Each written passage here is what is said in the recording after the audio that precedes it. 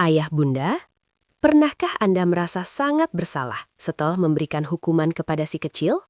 Kadang niat kita baik untuk mendisiplinkan, tapi caranya justru bisa melukai hatinya secara mendalam.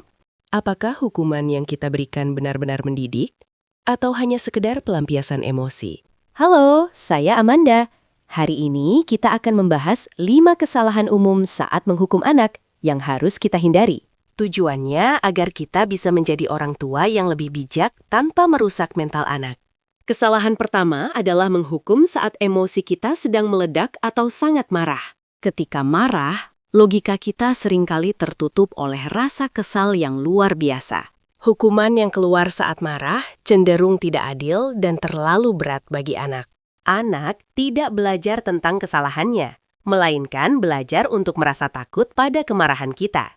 Tenangkan diri dulu sebelum bicara. Tarik napas dalam-dalam adalah kunci utamanya. Pastikan pikiran jernih agar pesan disiplin yang ingin disampaikan benar-benar masuk ke hati anak. Kesalahan kedua, menggunakan label negatif atau kata-kata kasar saat menghukum. Kata-kata seperti kamu nakal atau kamu pemalas akan melekat kuat di memori mereka. Anak akan mempercayai label itu sebagai identitas dirinya hingga mereka dewasa nanti. Alih-alih melabeli pribadinya, fokuslah pada perilaku spesifik yang salah dilakukan anak. Perbuatanmu tadi tidak baik, bukan kamu anak yang tidak baik. Ini membantu anak mengerti bahwa perbuatannya yang perlu diperbaiki, bukan dirinya yang buruk.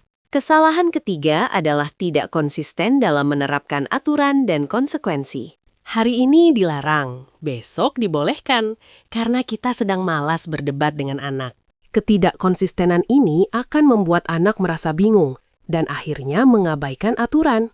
Anak akan mencoba mencari celah atau melakukan negosiasi setiap kali mereka berbuat salah. Sepakati aturan bersama pasangan dan jalankan secara tegas, namun tetap penuh kasih sayang. Konsistensi adalah kunci utama dalam membangun disiplin yang efektif bagi si kecil. Kesalahan keempat, menghukum tanpa memberikan penjelasan yang jelas mengapa mereka dihukum. Banyak orang tua langsung menghukum tanpa memberitahu kesalahan apa yang sudah dilakukan. Hukuman tanpa penjelasan hanya akan menimbulkan rasa dendam dan kebingungan pada anak. Jelaskan alasan di balik aturan tersebut agar mereka paham dampak dari perbuatannya. Kamu tidak boleh memukul karena itu menyakiti temanmu, bukan karena ibu galak. Pemahaman akan melahirkan kesadaran diri, bukan sekadar kepatuhan karena takut. Kesalahan kelima adalah mempermalukan atau menghukum anak di depan orang banyak. Menegur anak di depan teman-temannya atau keluarga besar akan meruntuhkan harga dirinya. Rasa malu yang luar biasa bisa memicu trauma emosional yang sulit untuk disembuhkan. Selalu cari ruang privat atau bawa anak menjauh sejenak untuk berbicara dari hati ke hati.